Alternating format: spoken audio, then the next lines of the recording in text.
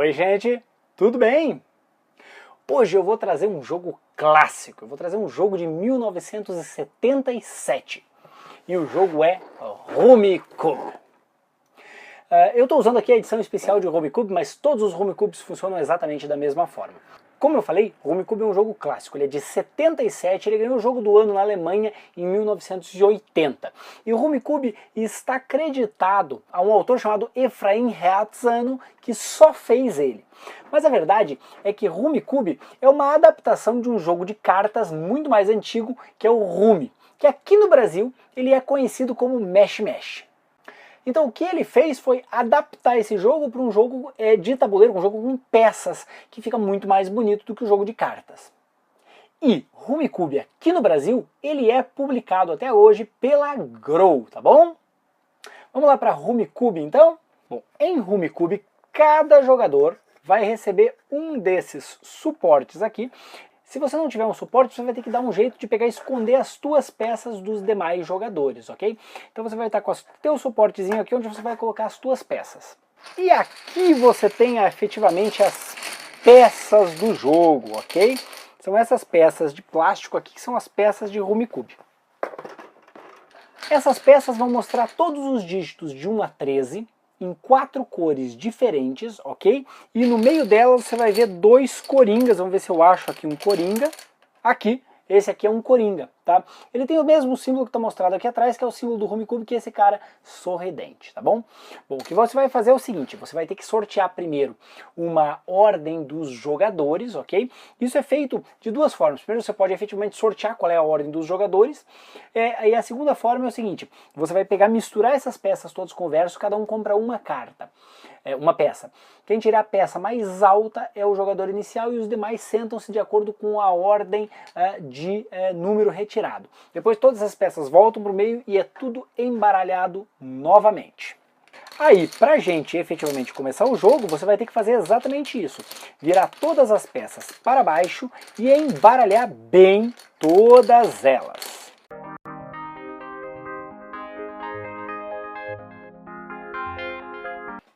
Uma vez feito isso, cada jogador vai comprar 14 pedras aleatórias aqui do centro da mesa.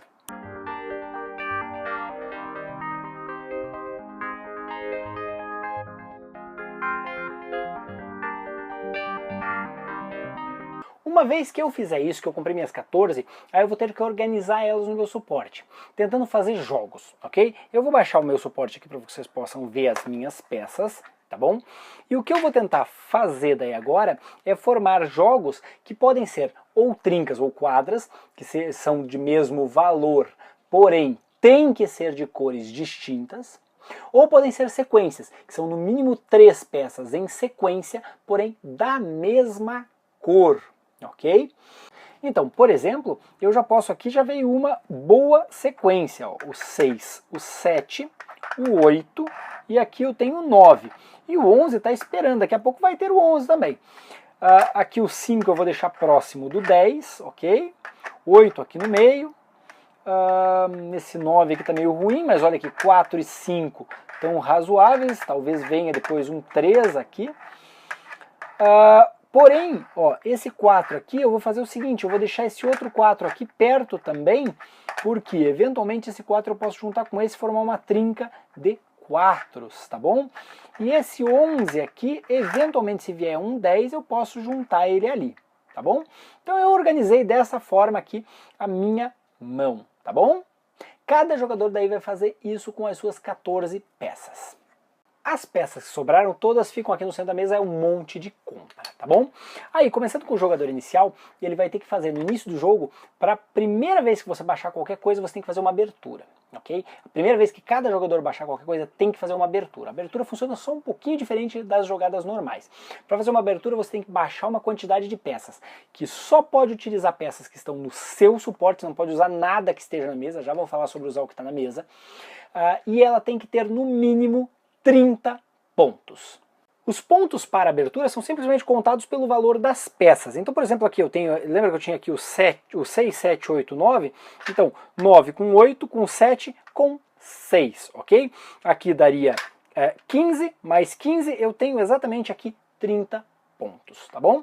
Se eu tiver 30 pontos nas minhas cartas de mão em jogos fechados, ou seja, jogos com no mínimo 3 peças, eu posso pegar e fazer a abertura e baixá-los, tá bom? A partir do momento que eu baixo, esses jogos são da mesa, exceto para as aberturas dos outros jogadores. Vez do próximo jogador. Assim que eu pegar e fizer meu jogo, fizer minha abertura, vez do próximo jogador. Este jogador aqui, ele não tem 30 pontos ainda, ok? Ele tem no máximo 8 vezes 3 aqui. Se você não tem 30 pontos para fazer sua abertura, você simplesmente vai comprar uma peça nova e colocar na melhor posição possível aqui no seu jogo. Ok?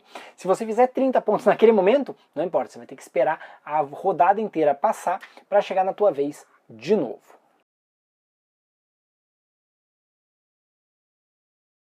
E agora vem a parte mais interessante. O início do jogo de Rummikub ele pode parecer meio lento, porque você vai ter que esperar todo mundo fazer, não necessariamente todo mundo, mas a partir do momento que você fizer a abertura, você já vai poder continuar jogando. Mas a partir do momento que tiver mais gente com aberturas feitas, ou seja, com peças na mesa, quando chegar a tua vez, essas peças que estão aqui, como eu falei, não tem dono. Ah, e outra, aqui tem um coringa, tá? Um coringa, para efeitos da abertura, ele vale exatamente o valor da peça que ele está substituindo, tá bom? Muito bem. O que eu vou poder fazer daí, quando chega a minha vez, eu tenho que baixar uma peça, pelo menos, do meu stand aqui, do meu suporte, eu tenho que baixar uma peça. Se eu não puder baixar uma peça, eu sou obrigado a comprar uma peça. Porém, quando eu baixo uma peça, eu posso praticamente fazer o que eu quiser na mesa. Exatamente. Nesse exemplo aqui eu tenho uma excelente solução. Eu poderia, por exemplo, baixar este 5 aqui. Poxa, mas aonde? Não tem jogo nenhum com 5 vermelho. Tem sim. Eu posso baixar este 5 aqui.